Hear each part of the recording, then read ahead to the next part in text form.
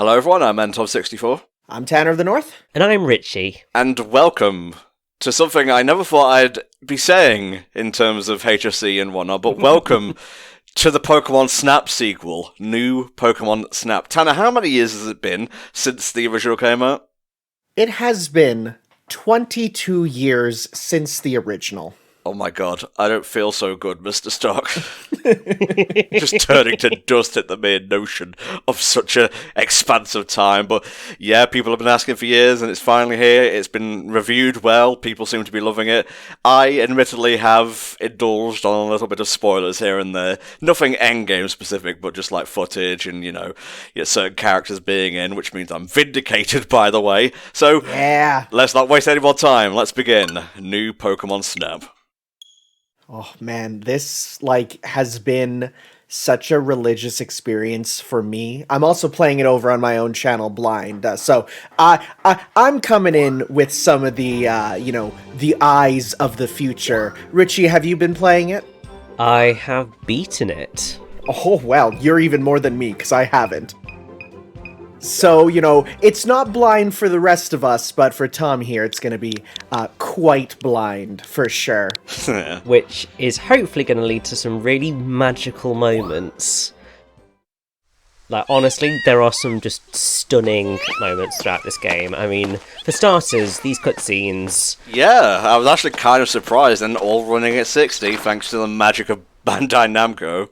For starters, this is actually directed by the same guy who did direct Pokmon, and it was a direct link between they saw Pokmon, how good it was, and then the Game Freak and the Pokemon Company were like, okay, you get to be the one to finally revive Pokemon Snap. The director's name is Haruki Suzaki.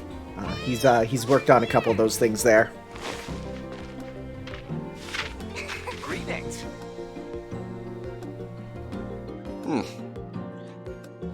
Tried to form an opinion on the character models and whatnot. Professor Mirror looks fine. Rita seems a bit unfinished character model-wise, but that's a nitpick. I think it's a thing with the sort of human characters in the game. Apart from the player character looks perfectly fine. Player character looks great, honestly, yeah. But I think with Professor Mirror, I think it's just something in the eyes that throws me off a little bit. And with Rita, it's a mixture between the eyes and maybe just the shading in the hair. I think that might be what's sort of throwing it off, because it looks very flat colour-wise. And I suppose in most people's hair you expect a little bit more shading. Yeah, well, if that's the worst we can say about the game, I think we're doing okay. Captain Vince, you say? Well, I didn't hear any stories about Captain Vince in the original game, so I'm going to assume this is a new sort of story they're taking us on here. Thank you. We are on a different island from the one in the first Pokemon Snap there. I don't even think that one had a name for its island. It was just, I think, Pokemon Island, whereas this is a whole separate region, being the Lentil Region. Ah, good stuff. Now, you might be wondering, Professor Mirror, that's not really the name of like a tree or whatever. There is a bush called the Mirror Bush, so it's kind of continuing the plant theme and whatnot. Mm-hmm. Alright, speaking of theming, I'm gonna give you a couple seconds. Which Pokemon is Rita based off of? Theming, As soon as I say it, you won't be able to unsee it. Oh, is it Mona? Nope. It is Goodra. Look at the hair when she turns. Oh, right, yeah. Of course. Is the den in the background there? Yeah. Also, Ordino, just chilling out behind Professor Mirror. Well, what are they gonna do? You can't go into a Pokemon Center anymore without, wearing a mask and whatnot, so... Very nice. I like how technology has evolved, so we're using special flat screen cameras and whatnot. It doesn't even look like, honestly, the camera in this game isn't even a camera. It's basically a smartphone with a big camera attached to it, because we use this for everything. I mean, to be fair, there are phones and phone attachments that do exactly that for the purposes of taking photos, so it's perfectly reasonable. It's just quite cool that it's, pops out like, classic digital cameras. Gotta pump up the volume a little bit. Gotta hear the wistful tunes after 22 years. Anyway. Well, and speaking of, we also have voice acting. Yes. So, Professor Mir here is voiced by Ben Lepley. He's pretty new. He was Dedue in Fire Emblem Three Houses, and Shezo in Puyo Puyo Tetris. Those are kind of his big roles. And then for Rita here, we have Anais Quiones, who is Mirako in My Hero Academia, and that's pretty much her only real big role. But that was kind of her breakout one. Oh, and Nessa from Pokemon Twilight Wings. Ah. That was a good episode, the Nessa one. Oh, it was really good. I literally used it in an English class for students to study. Give it a try. Alright, so left stick to move about, cool, and right stick is to move your head, so... You can point the camera up and down, and even spin all the way Two around different to sort the of ways to aim, so you can even, like, move left while aim your cursor right. That's kind of the big tech of it. And if you really want to move fast, you can push both sticks in the same direction and you'll really move quickly. But as Tom just demonstrated, the D-pad quick turn is back, and there's even a Resident Evil 180 button. Which is definitely nice. They really did add a number of really good quality of life features to the photography skill set in the game, and it's a godsend. That's it. Good job. Oh, beautiful, beautiful Pikachu shot. But since Pikachu's a little far away, it looks kind of small. And one of them, which you might not have noticed already, but becomes more noticeable now, is that obviously you can take photos without zooming in. That messes me up. Obviously, in the original Snap, you had to zoom in to take a photo, whereas now you've got flexibility in whether you do zoom in or whether you don't zoom in. Generally, the principle that you're going to want to go with is if it's a smaller Pokemon, you're going to want to zoom in because obviously you want to take up as much of the frame as possible. But if it's a giant bugger, you're going to want to take it as sort of your far back approach because you want as much of it on the screen as possible. Ah, so the Charizard principle, essentially. Effectively, yes. You can also adjust them from the pause menu while you're out doing research. Okay, cool. I have been informed that I would probably do well to up the calibration of the sticks to like +7 or something. Yeah, that's about where I put it, because I felt like it was moving way too slowly at the start. I found 7 was the closest to the original Pokemon Snap, like, default sensitivity, which, of course, since I've put so much time into, that's what I'm used to. That's fair. I think I ended up settling around the 5 mark on both, but generally, yeah, you find what fits for you as best as possible. But yes, they really made the selecting your Pokemon photos so much better. Oh, nice. Because they separate it by Pokemon, so you just go and select the Pokemon that you want to go through the photos of, and then you can just go through all of them. And then there's extra stuff as well. Look at this Persona 5 type of UI going on here. Honestly, the actual, like, menus and stuff in this game are really good. You'll even see some menus that you don't really visit a ton, like some of the guide-based ones or checking in on your photos. You want to even just go into them just to sort of see how everything looks. It looks nice. Okay, cool. The pose is fairly standard Pokédex fare here. Yeah. So yeah, if I get him in, like, I don't know, he's surfing, or, you know, he's riding on top of an Articuno, you'll get more stars, I would assume. So the stars directly relate to what behavior they're doing. Essentially, what you're going to want to do is, because you're going to be replaying courses, you're going to need to basically be taking photos of Pokemon in standing around, eating or having something thrown at them, and then there's unique situations as well, and that's where the big replay value comes in, because every Pokemon is like 4 of them, basically. Wow. Actually, what makes it even more potential for replayability is that obviously there are 4 behaviour classifications for each Pokemon, but for some Pokemon, multiple behaviours fit into those categories. So, for example, there is one Pokemon that is a very difficult Pokemon to find. There are 2 specific locations where it can show up, and it does 2 very different things in those situations, but both count for the 4-star photo. Oh, cool.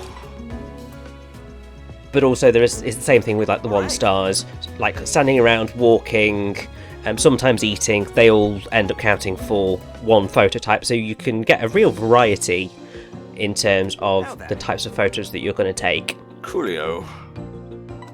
And the other thing that is important in terms of getting the best photos is size is the most important factor. Right. I mean, obviously it was in well, sort of was in the original, but your size score can go up to 2000. Everything else, so pose, direction, and is it in the centre of the frame, can only go up to 1000. Okay. So as long as you get a good size, you're generally going to do pretty well in the grand scheme of things. Oh yeah, we're off, baby. But I can't believe I'm playing a new Pokemon Snap game. I know, it's crazy. And shoutouts to, of course, we had the 0-1 in the original, but now that it's 22 years later, even in universe, which is pretty cool, we now have the Neo 1. So I guess our first course is just the research camp. No. So it is the nature park. Oh, okay.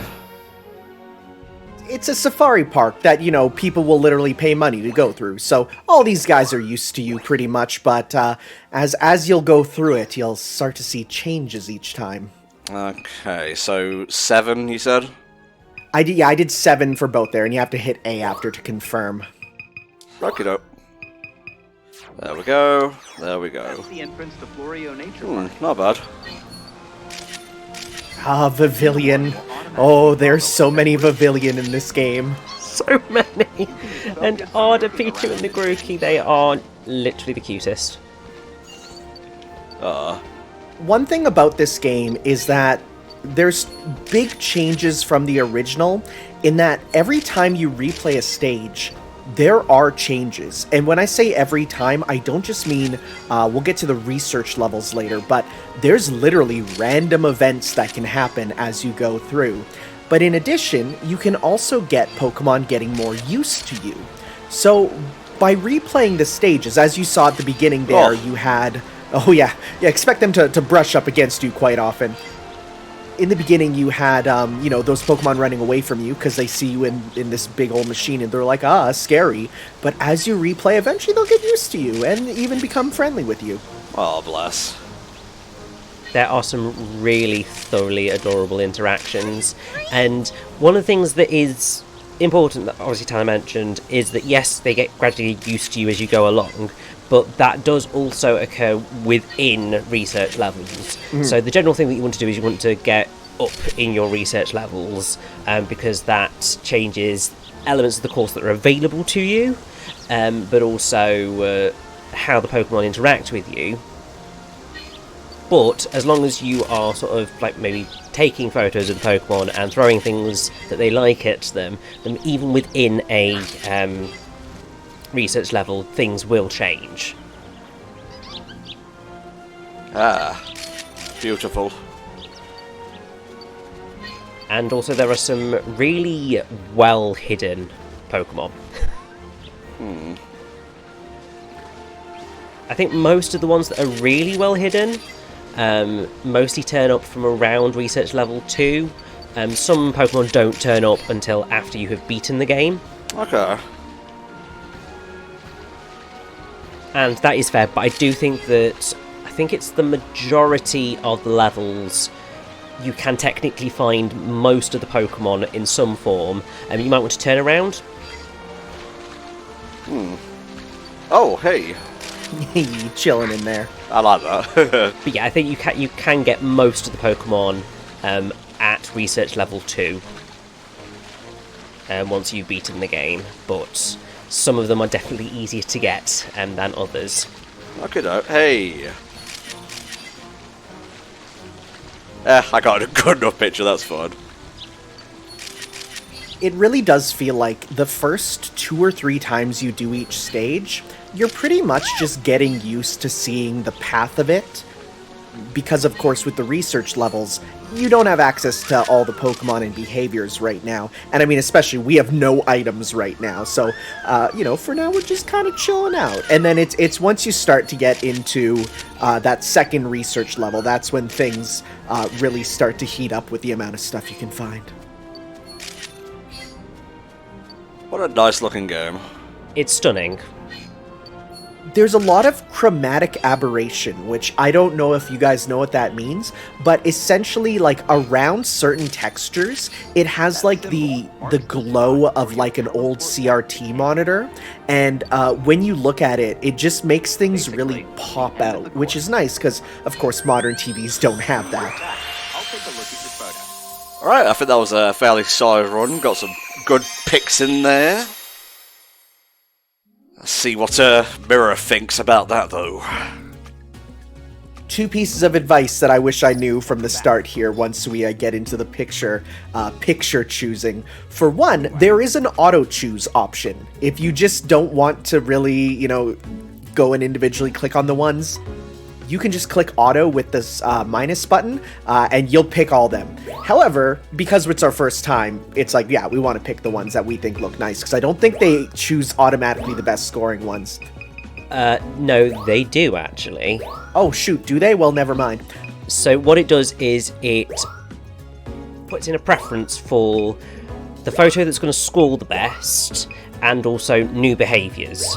I do believe that new behaviours trumps better score.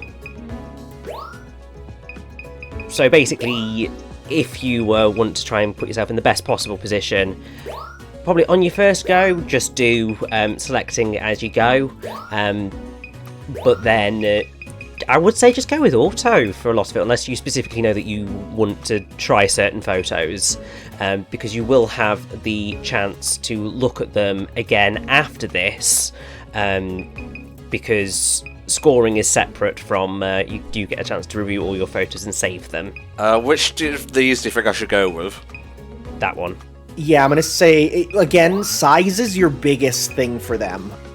It's really the big focus of this game, is making sure they take up as much of the screen as possible without going over the edges of the screen. So the only exception, of course, being if there is a cool behavior, which, if you go to the Comfey there, I just want to show you something. Do you see the star count there? Ah. So it does label which behaviors you took pictures of. Now, you only have the choice of picking one each time, but that means you got a 3-star Comfey, so now you have, like, that squared away. Even if it's a worse score, that still counts as, like, a new Pokemon to get. There are a lot of Pokemon here. Do you want to know the exact total, Tom? It's 214, I believe. It is indeed, which means that you've got about, I think it's like 856 behaviours in total to take photos of. Oh, that was a gold star as well. I believe it goes up to diamond. It does indeed. I believe to get into the diamond ranks for your photos, you need to get a score of over 4,000 points. Ooh, lordy. Yep, 4,000 is your baseline for getting a diamond behavior. Like that. Nice. I'm a natural at the snapping thing. Just don't put a Charizard in front of me and we'll be fine. A new discovery. Pichu running away from camera, fearing for life. Oh, you were close. Actually, he's melee dash dancing. Whiffle whamming. Yeah, that's a bronze. Ah, well. Grookey. Just on his way to the shop, I guess. He's very pensive. Nice work. I've seen so many people uploading pictures, because you can upload them both to, of course, your social media and as well as to this game's online, but they'll take a picture of them just staring pensively, and they'll put the caption of, "Man." Everyone's so mean to me. Just a Grookey with big fat cheeks is what it is. Not bad, not bad. So yeah, bronze rank is the weakest, but to be fair, at this point, you just want to get a Pokemon in your photo decks. Indeed. We'll play it like we did in the second run of the original Snap, which is up on the channel right now. Nice. That's a real good one. Didn't even need no tools besides the camera for that. Oh, Bidoof. Majestic. There are so many amazing pictures you can take of Bidoof in this game. I feel like some Pokemon got extra love because they know that they're like fandom favorites. Oh, of course. And man, seeing Bidoof, like, you'll see some behaviors from it and you'll go, I love you. I know I hated you in Diamond and Pearl, but I love you now. I mean, to be fair, I kind of loved Bidoof ever since Pokemon Mystery Dungeon Explorers of Sky, when they did an entire extra episode solely focused around Bidoof, and it was like the most beautiful thing. I cried at the end of it, and I don't think I've ever felt such a connection to a Bidoof, so I've always loved Bidoof ever since then, really. Gold Star Whirlpool! Oh, that's a good Swanna, that is. It looks like it's about to dive bomb me and take my fries. Nice work. Yeah, cool. Nice. The hardest one to get is the background one. And that's a new one. That wasn't in the original Snap at all. But for example, let's say you take a picture and there is some, like, a beautiful waterfall in the background or something else. For example, you got a picture with the dam that Bidoof built. That's why you got some bonus points. So the environment actually does give you a few bonus points, but you're not going to be really focusing on getting the background there. The Pokemon is worth more. Right. And we're not going for 100% in this playthrough, I'm just telling you that now. That is totally fair. So here's the thing. Joe Merrick of Cerebi, he got the game a bit early, and he is still looking for certain Pokemon. Like, Wow. as of now, the guides aren't made yet, because he still can't find certain Pavilions and certain behaviors. It's that full. And he is the Pokemon guy. Can you imagine if they put shinies in? Oh god. Well, so thankfully, at present, it does not appear that there are. There are, I think, some images going round the internet that suggest that there are, but for all intents and purposes, they have been faked. In the data mining, there is no evidence of shinies. In fact, I don't think the game could actually cope with shinies. There are, however, a few blank slots in the photo setup. In the Pokemon that suggest that there are a few Pokemon who are not present that may have been intended to be present and may be present in the future. DLC and such. Yeah, I mean, usually I think what happens when you have those empty slots, it's the implication that DLC is coming later down the line, which honestly, new Pokemon Snap has like the perfect setup for future DLC. Just give us a new course and some new Pokemon and have a whale of a time. I mean, look how many Pokemon were in that course alone compared to, like, the beach in the first game.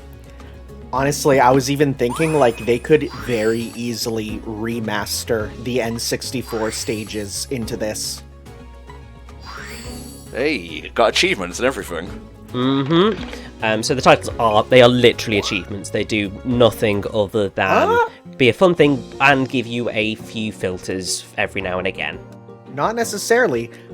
They actually work, because of course this was made by the Pokken team, they work like fighting game titles, in which you can attach one to your profile, so when you upload a photo, you can be like, you have your name, you have your avatar, and then you have a title that counts for you. I looked at that and I'm like, oh yeah, fighting game titles, that's what they are. You see, it's because I don't have Nintendo Switch Online, so I can't access that bit of the game. Stop being cheap and get it. I'll pay for it if you want. Oh no, I'm too cheap for that. I would never use it enough, so... I don't know, mate. Once you get hooked on, like, Tetris 99, you might be singing a different tune. You don't want to play Tough Enough in the Super Nintendo Classics? Alright, research time.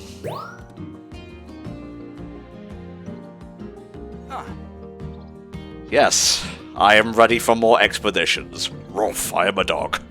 It's like, yes, I would like to do the one thing you can do in this game. Scanning. I've heard about this. So this can almost be seen as your first item, because you use it like you would use kind of the apples, though of course we'll get to those later. But this is a very multifunctional thing that actually I didn't understand the amount of worth of it till later. So essentially, well, you'll get to try it out here, but what I'm going to say is don't assume it is something you press once. There's many instances where you need to scan multiple times. Right. It's really useful in a variety of contexts as well. Scan is easy. All you gotta do is press the X button. Try it out. You saw that Pokemon's name pop up, right? That is a Pikachu. You should know this. And did you He is also notice that literally Pokemon more has iconic than Mickey that Mouse. tells you there's Well, something you can take Mickey away. Mouse can't shock people with lightning, so... First, move the pointer over the I mean, not without a cattle prod, of course. Of Did you course. see the pointer change shape? That's your cue to press and hold the X button to analyze whatever's there. Okay. Give it a try. Got some Metroid Prime scanning going on in my photography simulator.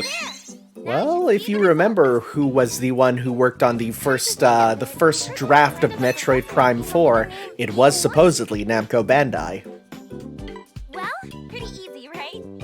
When this I like that these little sections are voiced. I don't mind so much like just the, facing Professor and Rita, that's text, but these being voiced makes it a bit more peppy.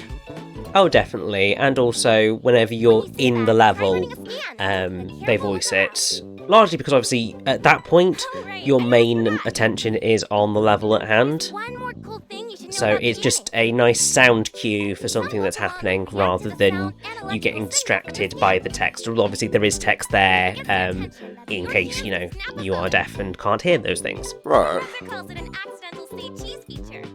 So yeah, the scan function for some Pokemon, not all of them, they react to the sound or electricity from it. So if you want them to face you, sometimes a scan is the best way. You can use this, for example, if you throw an apple behind them and then hit scan, then they'll look at you and then see the apple later. So you can kind of combine it with other stuff there. Alright, let's go a-researching. First of So all, now we're at research level 2, so things will be different. Good stuff. Change research level. So if you want to go back to get something that's only in level 1, don't know why you would, because it seems like it's always adds new stuff, but hey, if you want to, you can, which is nice that it's there, even though I don't know why you... I think you would use it because there are certain instances where there are certain locations of Pokemon and certain behaviour types that are easier to get on earlier levels than others. But for the majority, you're fine just going with the higher level. Hello. Oh, Pichu and Grookey, they'll get there eventually. Buffalont, hello. God, what a good design. I love Buffalon. I don't think I realised how much I liked Buffalant's design until this game. Yeah. The nice thing about this is it really does play up the nature side of things. Like, one thing, for example, that is really interesting is the only Pokemon with its anime voice actress is Pikachu with Ikue Otani, where normally, you have them all saying, "I'm Scyther," or instead, and you can actually go into the photo decks and listen to their cries, they do something cool where they mix their video game cry with an actual animal noise to make their cries. And I listen and I'm like, I kind of like that. I think that's a cool sort of way to handle, doing the sounds of them. They're back to that animal side of them. And honestly, I think that it works really well because it does just make them seem like, actual creatures rather than weird anime creations. It makes a lot more sense to see a herd of grazing, buffalo make buffalo noises and not go, Buffalont, Buffalont. Oh, hey. Oh, they're so cute. I know. Oh, ducklets in this game are adorable, and because they will literally just, move and quack like a real duck, and I look at it and I go, oh my god, you're the best. Also, can I just say, it is really adorable when you eventually see a ducklet flying. I never saw that. I need to see it. Yeah. So something that you will come across, I mean, just the Bidoofs are incredible. Something that you will come across a little bit later is something called, I think it's Lens Talk, and requests. And basically what those requests will do is they give you hints for specific Pokemon behaviours and things to keep an eye out for. Oh, shit. Also, there's a Tangrowth. Jump scare. And yeah, one of those actually does say, "Oh, I saw a ducklet flying." And that's your cue that actually you do want to try and look for a ducklet that is flying. And it is possible to get, I think, one of them actually. And it's maybe a surprisingly difficult photo to snap. But I think one of them is catching a taillow that's flying. Right.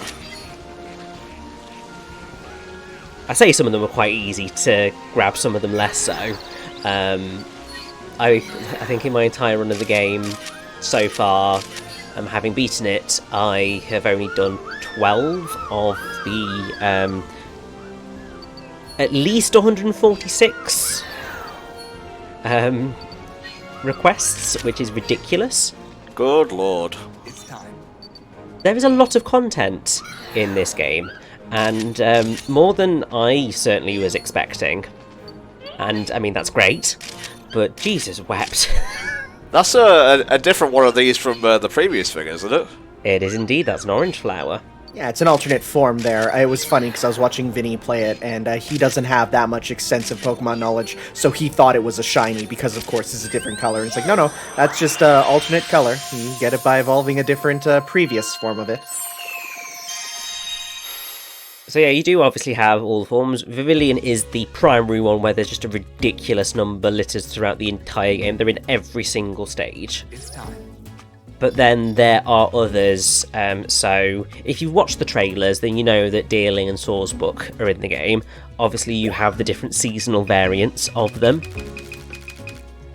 Obviously you've got the different versions of Florges, and yes, to get a couple of 3-star behaviours there with the delightful flowers. I am a fan of Tumbler Flower Crown Boufflant.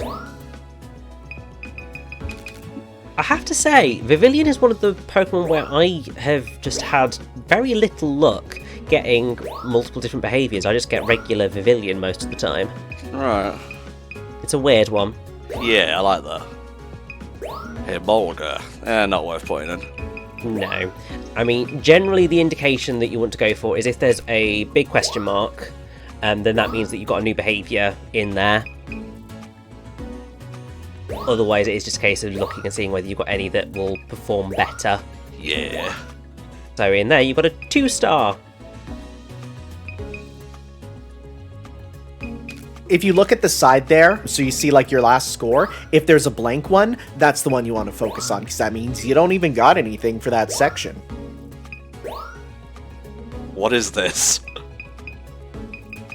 And that's actually a good quality of life feature to highlight, is that there are certain Pokemon that you will run into that you perhaps can't see all of when you're trying to take a photo, but the game does actually recognise what they are and accepts it as those Pokemon, whereas obviously you think back to the original game, it wouldn't take Snorlax until it was facing up. Whereas there are a number of Pokemon in this game where you can just sort of, like, it's practically entirely hidden, right, but it will still recognise it as the relevant Pokemon. Ah, very nice. Very slightly better. Yeah. I'm fine with that. The nice thing, too, is when it does the direct side-by-side comparison, if the number is kind of that orangey-yellow there, that does show that, yeah, it is a better version of it.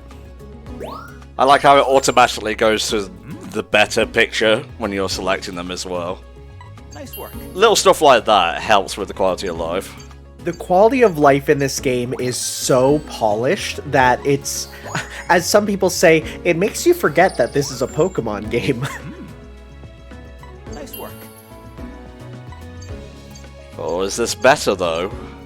Well, it is, because you don't have a 2-star. Ah, well, there we go. I should probably fucking pay attention. Tylo! I can't actually tell the difference. It's practically the same, Oh, the size will be a bit bigger, it looks like. but the placement was a bit worse. But it's still better, because as I said, size is everything in this game. Size matters not, unless it's Pokemon Snap. I got his family in there. Yeah, that definitely won't be as good. No, the size alone. Alas. Ducklet, baby, look at it. A new discovery. There are so many really cute Pokemon in this game, it's unreal. It's also a bit of nice vindication, because I remember when Pokemon Black and White came out, people looked at like Ducklet and Boufflant and a lot of these Gen 5 Pokemon. They're like, they're just running out of ideas, they're pretty lame. But I've seen more than a couple people who, quote, like, you know, swore off Pokemon coming back, and they're like, oh yeah, no, they're actually kind of cool. And I'm like, yeah, they are, aren't they? Maybe we were right all along. There we go, much better. Well, it's still bronze, but whatever, it's fucking Magikarp. What do you want from me? And very similar to the original game, there's many, many places you'll find Magikarp. Not necessarily every course, though maybe, I don't know. Not thinking about it, I think I've seen him in every single course I've been in, actually. I'm trying to think. No talk, Miyagi. Magikarp's definitely in most. I'm not sure all, but Vivillion's definitely in all. Yeah. Pretty good. Yeah, baby. Good stuff. Give me all those sweet research points, so I'll just eat them up. This is actually a point that, like, we've been really positive about the game, and honestly, overall, I am hugely positive about new Pokemon Snap. But I will say that once you get to research level 2, in certain levels anyway, it can be a bit of a slog to get to the higher research levels, just because you need to go through them a number of times, getting new behaviours and better photos and scanning everything and try and maximise your expedition points. Well, that's just how research works, really. Yeah, but that can get a little tedious once you've perhaps gotten the majority of the Pokemon behaviours that you want to. You're just trying to get specific ones. Anyway. It's just a little bit of a... I think they maybe could have just done with making the research level point gaps a little bit smaller, just to make it go a little bit quicker once you sort of like gotten to the end game, really. But that is like full on nitpick.